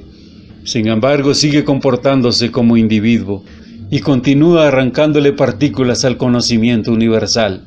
Es por eso que el científico quiere solucionar todo a través de su ciencia, lo mismo que hace el creyente por medio de su fe. De igual forma, un abogado recurre a su ley para esclarecerlo todo, así como el filósofo recurre a su filosofía. Un matemático solo confía en la exactitud de su cálculo para encontrar la solución. De la misma manera, un psicólogo lo hace por medio de su análisis, y el hombre común con su sentido común. Por eso, si buscas una solución, depende a la fuente a la que te dirijas, ya te predispones a recibir un tipo de respuesta. Pero muchas veces esta respuesta requiere de diferentes fuentes para ser enteramente confiable. Todas estas partículas de conocimiento son importantísimas y necesarias, pero mientras la humanidad no se preocupe por unirlas, jamás va a encontrar la verdadera solución. ¡Cállate, loco!, interrumpió un desalmado que se coló entre la multitud. Con un disparo a quemarropa, apagó aquella voz que habló en nombre de la voz. Y tal parece que a Esdras esta vez la muerte sí lo había tomado en cuenta. A partir de aquel momento, la comunidad recuperó su verdadero sentido de común unidad. El esfuerzo colectivo se volvió su estandarte y hubo gran disposición entre la gente. Empezó a trabajar la alianza del conocimiento, iluminada por una sola inteligencia, y surgieron valiosos aportes de todos los diferentes sectores. El conocimiento científico especializado en armería justificada equipó a la estrategia militar. Esta a su vez se puso a las órdenes del poder legislativo. Otros conocimientos afines también unieron sus esfuerzos y se logró crear un remedio eficaz, con el cual se pudo combatir los fatales efectos del confite de la muerte. Matemáticos e ingenieros, campesinos, médicos, socorristas, ciudadanos comunes y demás también alzaron su mano y entre todos conformaron un solo círculo de investigación. Nadie se sintió más que nadie. Como un todo, todos se volvieron importantes. El concepto de individuo desapareció, prevaleció el ser humano y lo inhumano se apartó por su propia cuenta. La unidad del conocimiento, guiada por la gran inteligencia, siguió rindiendo buenos frutos. Fue por eso que también tras un riguroso análisis en conjunto, se logró determinar que la caligrafía utilizada en la presentación de las rosas que habían llegado al departamento de Alma era la misma que había escrito un pensamiento en el álbum de recuerdos de la joven el día de su graduación. Ya no existía la menor duda, la letra era de Radbú. Pero surgió la pregunta, ¿qué relación existía entre el varón elegante y el esperpento gris? Se abrió un consenso para que todo ciudadano de forma responsable pudiera aportar su partícula del conocimiento. Hubo nuevos y valiosísimos aportes, entre ellos el testimonio de una prostituta llamada Carmín, el cual revelaba lo siguiente. Desde muy corta edad, el comercio del sexo fue mi profesión. Uno de mis tantos clientes fue un maldito psicópata llamado Radbú. Ese irreverente adefesio cercenó mis genitales con un juguete escabroso llamado el falo de escamas. Era un instrumento erótico que él mismo había inventado. Sobre su funcionamiento me reservo los detalles. Me amenazó con matarme si lo denunciaba. Mi miedo y mi silencio provocaron más víctimas. Sus visitas a los antros eran breves. Solo llegaba, escogía su presa y se marchaba. A pesar de su apariencia realmente repulsiva, poseía un extraño magnetismo que no le permitía irse con las manos vacías. Su gusto era demasiado selectivo. Recuerdo que a todas sus víctimas le solía llamar Alma, porque decía que Alma era su único amor. «Esa puede ser la clave», reaccionó inmediatamente un pescador después de escuchar detenidamente el testimonio. «Esa Alma sería la carnada perfecta para atrapar el gran pez», reafirmó. «Tiene razón el pescador», afirmó una hechicera jubilada que también apareció por ahí. «Aprendí de mis clientes que cuando el amor se vuelve obsesión, hasta el más inteligente puede convertirse en tonto y se expone a cometer cualquier estupidez». Aquella frase simple pero bien fundamentada se convirtió en la base sólida de una nueva estrategia para intentar atrapar al gran Radbú. Aquella misma noche, una tarjeta fue colocada junto a la puerta del departamento de Alma, exactamente en el mismo lugar donde aparecían las misteriosas flores. La tarjeta decía lo siguiente: «Lástima, no voy a negarte que eres muy atractivo, y que cualquier mujer se sentiría halagada con un pretendiente como tú. Agradezco tus flores y tu intención, pero no puedo engañarte. Mi alma le pertenece a otro hombre, aunque ya él no esté aquí para decírselo. Hace mucho tiempo murió. Se marchó sin saber que era mi gran amor. Ahora sé que ya no vendrá, pero aún lo espero. Su nombre era Radbú». Radbú, en su nueva versión, quedó paralizado y confundido. Después de leer aquel texto, casi de inmediato se metió al automotor. Se arrancó con fuerza aquel disfraz. «Ya no lo necesito», exclamó emocionado. Su figura desgastada se veía más espantosa y ridícula entre aquella lujosa vestimenta. Se asomó al retrovisor e intentó peinarse un poco. «No estoy tan peor», añadió. Tomó el ramo de rosas y más que decidido se fue a tocar el timbre del departamento, porque cuando el amor se vuelve obsesión, hasta el más inteligente puede convertirse en tonto y se expone a cometer cualquier estupidez. La puerta se abrió muy lentamente. Alma se asomó y quedó impactada al verlo. Cuando Radbú se dio cuenta que estaba rodeado, con la rapidez de un rayo tomó a la joven por la fuerza y la introdujo al automotor. El vehículo embrujado parecía entenderlo todo y a gran velocidad se puso en marcha casi por su propia cuenta. Esquivaba los obstáculos de una forma increíble, al mismo tiempo que un gran número de patrullas le daban persecución.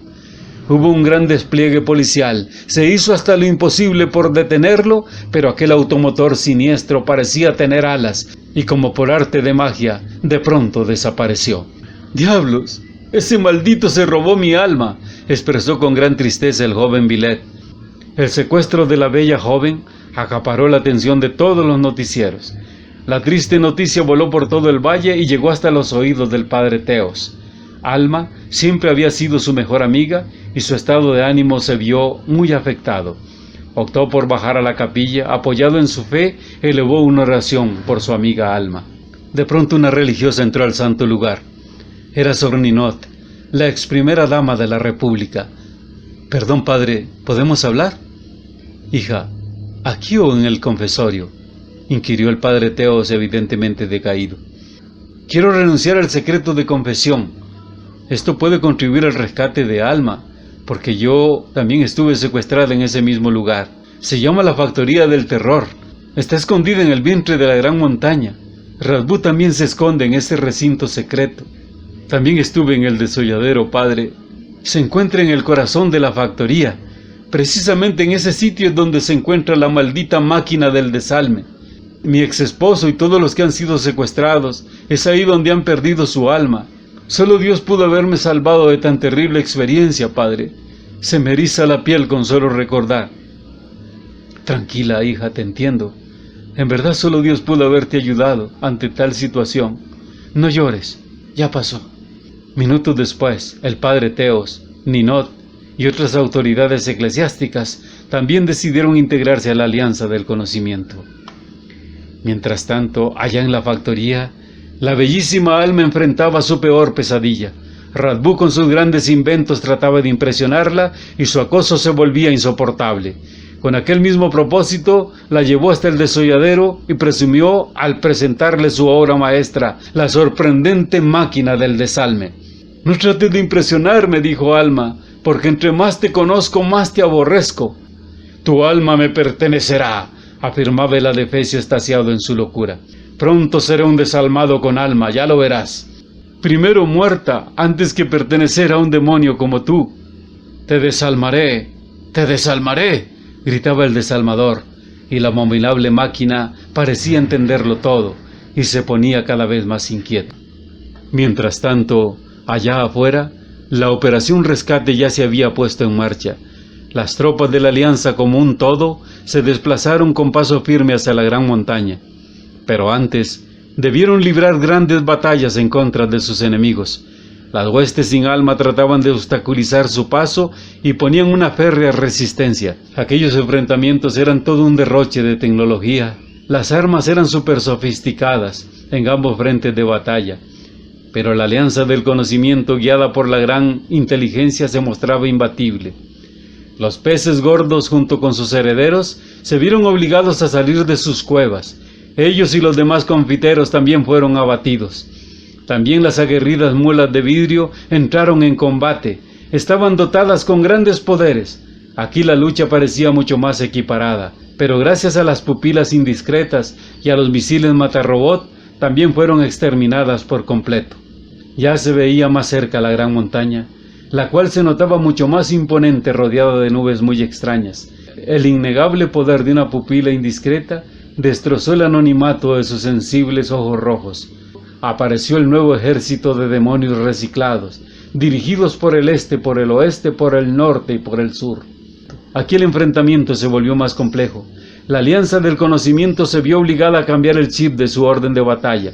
Ranjat, el experto en robótica, puso al servicio de la Alianza a los mini-robots incineradores, los cuales eran especialistas en la segunda muerte, ya que según su análisis, se había llegado a la conclusión que aquellos demonios reciclados ya habían muerto una vez, y la única forma de eliminarlos era por medio de la inyección químico-térmica, que sería aplicada por los robots en miniatura.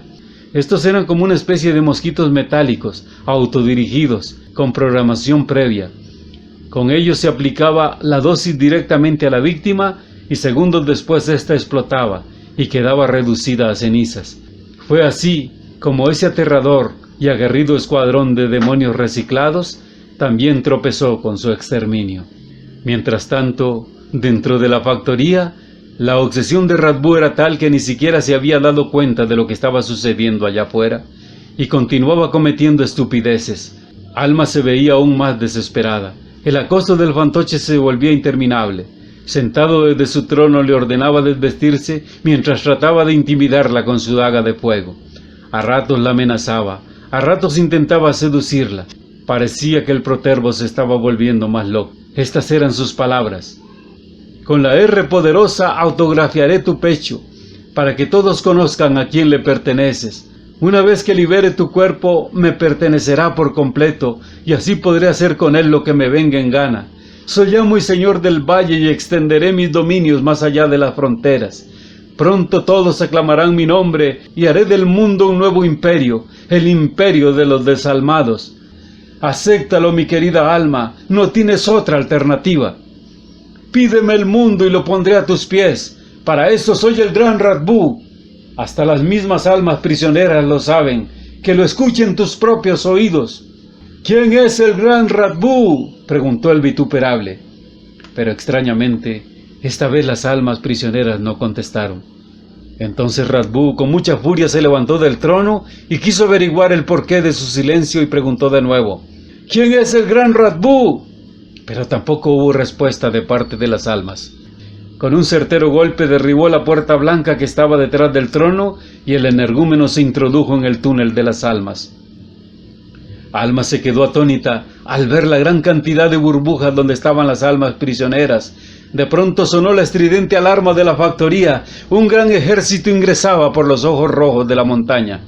Al oír aquel tropel de gente, Radbú se dio cuenta que su vida estaba en verdadero peligro. Entonces activó el propulsor que él mismo había inventado y junto con la nube de globos salió expulsado por el túnel que subía hasta la cima de la enorme montaña. Las extrañas nubes que cubrían la cúspide resultaron ser también burbujas y se elevaron hasta el cielo. De pronto el día se puso completamente oscuro. ¡Alma! ¡Alma!, gritaba Villette desesperado.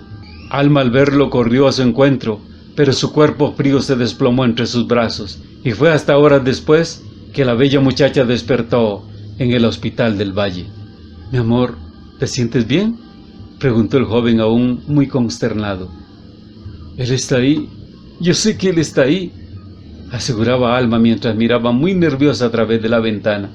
«Calma, mi amor, ya estás a salvo», le recordaba Villette súper preocupado. «Le digo que él está ahí». La muchacha parecía continuar en estado de shock. Su mano temblona señalaba hacia el cielo y solo repetía que él estaba ahí. Villette la abrazaba fuertemente. También su amigo Teos trataba de tranquilizarla, pero su cuerpo frío aún tiritaba. Un psiquiatra que los acompañaba pensó que estaba loca y quiso intervenirla de inmediato. Pero Alma se puso de pie e intentó controlarse. «Lo mío no es demencia», aseguró. «Yo estoy convencida de lo que estoy diciendo. Radbú se esconde en esa nube gris. Yo mismo lo vi escapar por el túnel de las almas. Un propulsor de aire lo lanzó por ahí, junto a un puñado de globos grises». «Alma dice la verdad», reafirmó Ninot. «Esos globos son las burbujas donde están las almas atrapadas». «Dios mío, entonces sí existe la máquina del desalme», asintió desconcertadamente el padre Teos. «En verdad, sí parecen globos», aseguró el científico sin nombre, mientras observaba la nube artificial con la pupila indiscreta. También descubrió un cuerpo extraño, escondido entre las burbujas oscuras. Pero la gente del pueblo no entendía nada de lo que estaba pasando. Ya el sol había sido eclipsado por completo. Era como si la noche se hubiera adelantado. Todos se tiraron a las calles y sus miradas de asombro apuntaban fijamente hacia el cielo. Estaban aterrorizados ante el fenómeno de la noche repentina. «¡Esto es el fin del mundo!», aseguraba un anciano con los ojos casi paralizados. «La madre naturaleza nos está castigando», argumentó otro. «Puede ser la venganza de ese hijo del demonio», confirmaba una mujer que había aplaudido su regalo. Los líderes de la Alianza del Conocimiento intentaron desintegrar la nube con diferentes tipos de armas, pero no se logró el propósito. Ni siquiera el potentísimo MMR pudo hacer nada al respecto. Esto generó confusión. De pronto un hombre de piel oscura se abrió paso entre la multitud y se les acercó. Lucía un extraño taparrabo y cargaba en su espalda un arco y una flecha. La misteriosa saeta parecía estar hecha de bronce. «¿Qué te trae por aquí, amigo?», preguntó Villette al verlo. «Quizá la misma fuerza que los trajo a ustedes», contestó el extraño hombre. «¿A qué fuerza te refieres?», inquirió Teos muy alarmado. «Hace algunos años fuimos desplazados de la gran montaña. Un gran profeta llamado Gesnas, inspirado por esa fuerza, apareció en nuestra aldea. Nos aseguró conocer la solución, pero dejó muy en claro que aún no era el tiempo, y también nos dejó esta profecía. Cuando caiga la noche artificial y las burbujas oscuras se confundan con las nubes, habrá llegado el momento de la liberación. Lleva la partícula de vuestro conocimiento y preséntala a los líderes de la alianza. Quizá para ese entonces sea la última parte que le haga falta al gran rompecabezas. Aquel hombre tomó el arco y la flecha entre sus manos y las presentó a los líderes de la alianza. Luego lo agarró en posición correcta y apuntó con la saeta al corazón de la nube. Ya solo esperaba la señal para disparar. Teos le pidió permiso a aquel hombre y ungió con un extraño aceite el arco y la flecha, mientras el científico sin nombre exhortó al pueblo a tomarse de las manos. No hubo un solo individuo que se rehusara a hacerlo, y de forma consecuente se formó un solo cuerpo. Precedida de un profundo silencio, se escuchó la voz de un todo que gritó: ¡Dispara! ¡Dispara! La flecha voló con gran precisión directamente al corazón de la nube. Hubo una gran explosión que hizo estremecer el cielo. Aquello parecía un gigantesco juego de pólvora. Se liberaron las almas y como rayos luminosos corrieron a esconderse a los abismos. Unas pocas cogieron hacia arriba. Sus lamentos se escuchaban por el aire. La nube de burbujas desapareció por completo. Ninguna mirada se despegó del cielo y un sol esplendoroso sonrió desde lo alto. De pronto una extraña figura quedó suspendida en el aire. Luego perdió su duelo ante la fuerza gravitacional. Sin sostén ni equilibrio, se desprendió de las alturas. Se vino en picada hacia la tierra y ante el asombro de todos los presentes, aquel extraño cuerpo quedó ensartado en la aguja de bronce en el techo de la vieja catedral.